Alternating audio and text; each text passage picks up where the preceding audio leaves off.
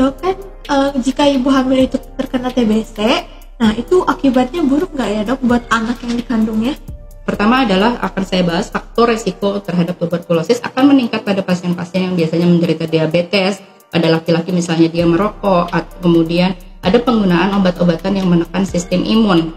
Ya, kemudian juga resiko diabetes meningkat pada pasien-pasien atau orang yang tinggal di asrama bersamaan, populasi yang padat atau panti-panti jompo dan sebagainya.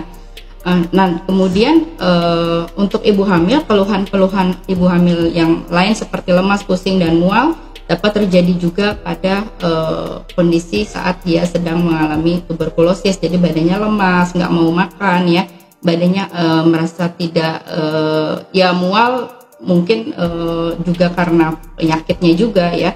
Nah, kemudian efeknya yang sangat berbahaya adalah apa kalau tidak diobati tuberkulosis pada ibu hamil sendiri, maka berat badan lahir bayi akan rendah dan bayi akan bisa lahir dengan adanya kelainan kongenital atau bawaan. Ya, jadi dari efek dari jika ibu hamil tersebut tidak diobati tuberkulosisnya. Nah, untuk awal kehamilannya dia merasa sulit bernafas, ibu hamil yang menderita tuberkulosis, dan seperti kehabisan nafas, apalagi jika telat didiagnosis, karena dikira mungkin sesaknya karena kehamilannya, ternyata karena kehamilan dan ada tuberkulosisnya, maka penyakitnya menjadi lebih berat dan komplikasi yang kehamilan akan bisa meningkatkan angka kejadian abortus atau kematian dari janin tersebut. Dan peningkatan berat badan ibu hamil juga kurang, sehingga bayinya juga akan lahir kecil. Kemudian juga tadi ya peningkatan angka kematian bayi dan kelainan pada kongenital bayi. Padahal kalau kita obati tidak usah takut ya. Jadi untuk tuberkulosis ini pengobatannya pada ibu hamil consider masih bisa dipertimbangkan safe, aman. Banyak obat-obat pilihan yang bisa dipilih oleh dokter ya, bisa full regimen maupun regimen yang intermittent, jadi pembeliannya hanya 2 kali seminggu dan sebagainya. Tapi setidaknya dengan kita obati dengan antibiotik yang khusus atau OAP tersebut, obat anti tuberkulosis khusus, maka ibunya tidak terlalu menderita, tidak terlalu lemas karena dibantu dengan obat-obatan tersebut, dan obat tersebut aman buat janinnya. Jangan ragu-ragu untuk mengobati ibu hamil dengan pengobatan anti tuberkulosis karena efeknya sangat dramatis, sangat baik. Dramatis maksudnya perbaikannya sangat cepat, dan tidak usah terlalu takut untuk memberikan karena takut efek ke janin. Karena penelitian sudah memberikan banyak kepustakaan, terutama pemberian rifampicin, ya, isoniazid dan ethambutol itu aman untuk ibu hamil dan tidak mengakibatkan efek yang berat atau major atau kelainan teratogenik atau kelainan yang berbahaya untuk janinnya. Jadi masih dalam aman, tidak mengakibatkan kelainan kongenital ataupun kematian pada bayi. Jadi tidak usah khawatir untuk memberikan obat anti tuberkulosis untuk para medisnya sendiri, untuk para dokter atau kesehatan, dan terutama untuk pasiennya jangan takut. Misalnya suaminya atau keluarganya mau takut kena janin dok atau sebagainya, tidak usah takut, karena pada kondisi yang memang akut atau pada kondisi infeksi tuberkulosis yang sangat berat pada ibu hamil, maka pemberiannya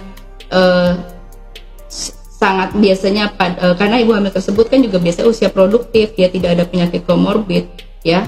Kalaupun ada itu juga misalnya ada diabetes atau penyakit ginjal, itu juga masih tetap bisa diberikan dengan sedikit dosis penyesuaian atau pertimbangan, tapi consider safe, artinya secara umum di pemberian pengobatan obat anti tuberkulosis pada ibu hamil itu aman dan bisa mengurangi angka kematian ibu dan bayi. Terima kasih penjelasannya dok, cukup jelas.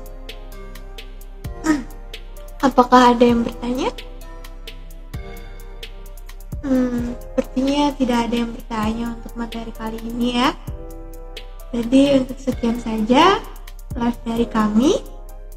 Terima kasih untuk yang sudah melihat, dan semoga saja itu menjadi penambah ilmu untuk kalian semua. Dan kalau ada saudaranya yang lagi hamil dan harus diobatin, yang memang harus diobatin, penting jangan khawatir, karena kalau dokter sudah bilang tidak apa-apa, karena kita sudah punya pertimbangan cost benefit ratio. Artinya kalau kita memang dokter atau para medis menganjurkan untuk diobati, berarti itu lebih banyak benefit atau keuntungannya dari untuk ibu dan janinnya.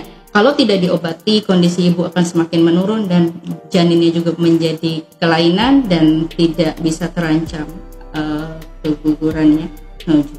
Oke, terima kasih. Assalamualaikum warahmatullahi wabarakatuh. Salam hidup sehat bersama dengan Dr. Anissa.